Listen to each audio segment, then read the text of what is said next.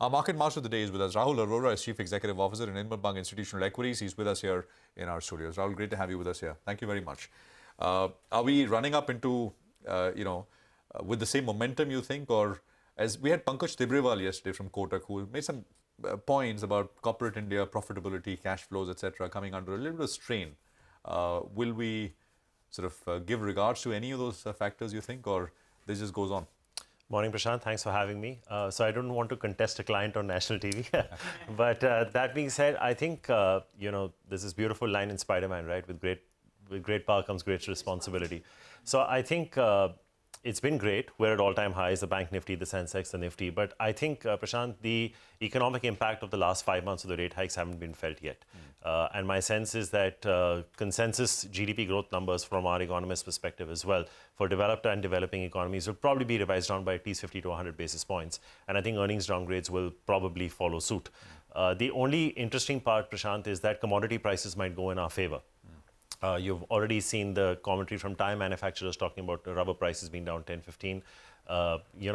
I was just looking at onion prices. They're down from 30 rupees a kilo to about 13, 15 rupees. So I think progressively, if commodity prices go in our favor, that'll be great. But the issue is probably going to be on the top line. So it's very difficult, Prashant, to justify stocks on a 1 year forward, confessed as a sell-side, entity. So we've had to roll over valuations just to keep stocks as buys. And that should tell you if the street is doing that. A lot of people are now valuing companies on September 24, which is the midpoint of 24, 25, or they rolled over to 25, which means from a 1 year forward at these prices, you're finding it very difficult to justify valuation. So interestingly, without contradicting Pankaj, I can tell you that a lot of the conversations we're having with fund managers, instead of asking what to buy, they're actually asking us what should we be selling, which should probably give you a state of mind that, monies have been made and they're probably looking at. The other interesting part, Prashant, is for super senior citizens, FD rates have already gone to about 8.5%. For senior citizens, they're already at about 8%. And for, our age group, it's probably around 7.25, 7.5. So once that also inches up to 7.75 or higher, that becomes a direct threat to equity markets from an assured return perspective. You could just put in money into GSECs, do nothing, and get 7.5%. So I think as sum total of it, it's going to be a challenging year, I think, 2023. If you've made money, take some profits, but it's not going to be easy, is my sense. Let's drill it down, Rahul, to individual stocks. Then Bikaji, do you guys look at it? Issue price was 300. It's now at 450. In a span of a few weeks, it's gone up 50%. Yeah, so we don't officially cover it, but I think it's a very interesting space. I think, what we have this thing in the markets that we call scarcity premium. There's no direct listed competitor to it on Namkeen side. As of now, Haldiram's is eventually going to list. Exactly. So I think if and when that happens, so it's probably getting a little bit of that scarcity premium. But I think if you look at the space that BKG operates in, it's largely an unorganized market. And I think I was reading somewhere that the opportunity size for the entity is about 76,000 crores. So the runway to growth for a segment like this is humongous. It's got, like I said, not too many direct listed peers, not an official rating on it, but it looks like an interesting play. Probably one of the few consumer names that I probably don't have a view on. All right. Hi, Rahul. Morning. I recall you were telling us that Nifty could be in a bit of a band, and now I think we're closer to the top end of it. What's your sense? Where do we go from here? Do you believe that some time-wise correction is warranted, but do you think we can see a price-wise correction on the Nifty? So, Nigel, if you go back to, the period when the war started in the early part of this calendar, then there was one period when the Nifty fell from 18 to 15,000.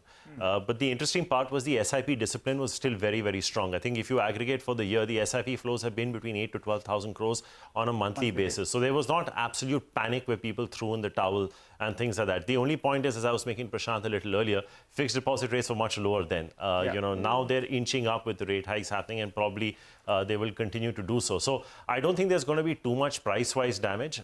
Even if you fall a couple of thousand points from here, the kind of monies that have been made in the run from 7.5 to 18.5 has been amazing. But I would say more a range-bound time-wise correction rather than a significant price correction would be my guess. I think it'll be on current evidence to make a case for a Nifty below that low of 15,000 seems very, very difficult. It actually seems very difficult to make a case for 15,000 as well right now.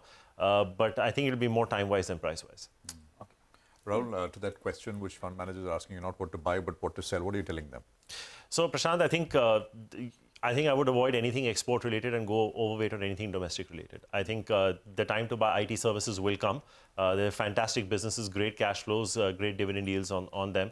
But my sense is that they haven't called out the slowdown in the greater part of their businesses. So even today, I think almost 50 to 60% of the businesses for Indian IT services companies comes from the US and Europe. And within that, I think anywhere between 35 to 50% comes from BFSI. So across the world, the challenge is deposit growth, Prashant. And if deposit rates are going to go up, it's going to be pressure on net interest margins, which is going to impact the BFSI part of IT services companies' revenue. So my sense is you're probably going to see a downward tick on the top line for IT companies. That being said, with this entire issue of moonlighting, I'm not sure what the wage inflation story is going to be like. So if you have a situation where top line comes off a bit and costs go up, I think the time to buy IT services will come. I'd probably be away from a lot of export, other related sectors. I think, Prashant, the fact that we're heading into an pre-election year, I think cement, banks, the Prime Minister has spoken a lot about defense. That could be an interesting play. And maybe as a second or third order beneficiary, maybe something like an FMCG could make a comeback, which has seen both time-wise, price-wise correction and a technical factor. It's relatively under-owned.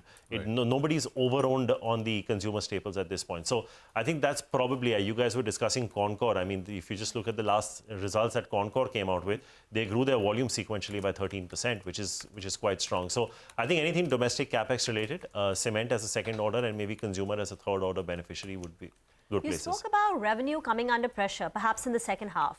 Could you talk a little bit more about it? How bad could it get? What would be the driver?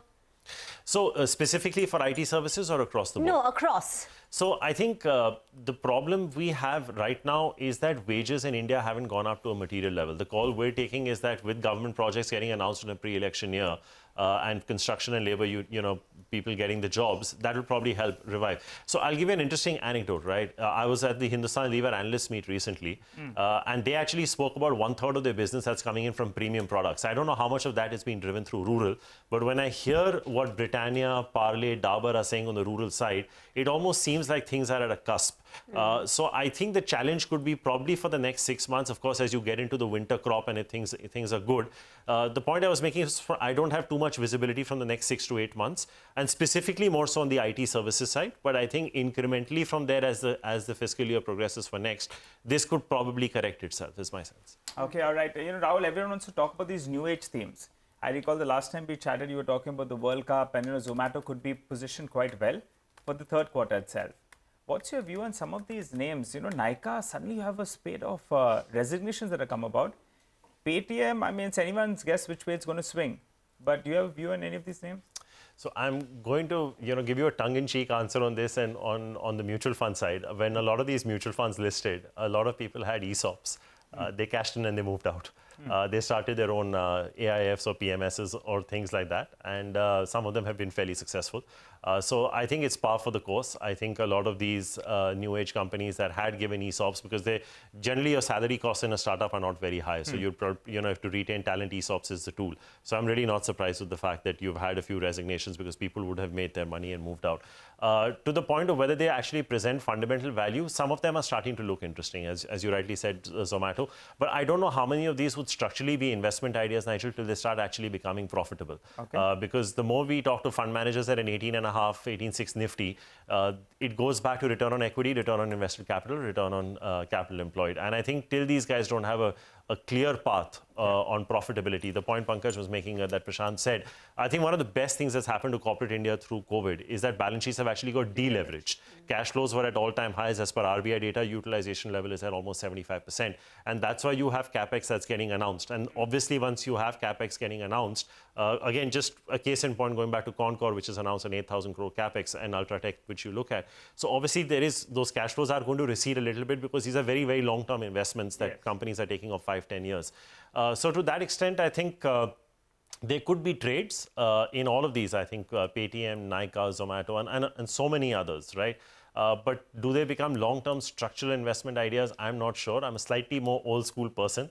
I like looking at cash flows, dividend yields, and return ratios, and I'm happy to pay a reasonably higher valuation if I have the comfort of earnings. I'd rather sleep well at night than wake up wondering whether my stock can open up 10% down. What's the order of preference, but if you had to, among these three? So I think from a trade perspective, Nigel, I think Zomato still holds. Would probably be number one. I think just from the fact that beauty and wellness is as a theme picking up across India, and it's becoming very aspirational, probably Nykaa. And the interesting part, Nigel, if you talk to a lot of people in the age group of 15 to 25, I don't know how many people in India actually have credit cards today.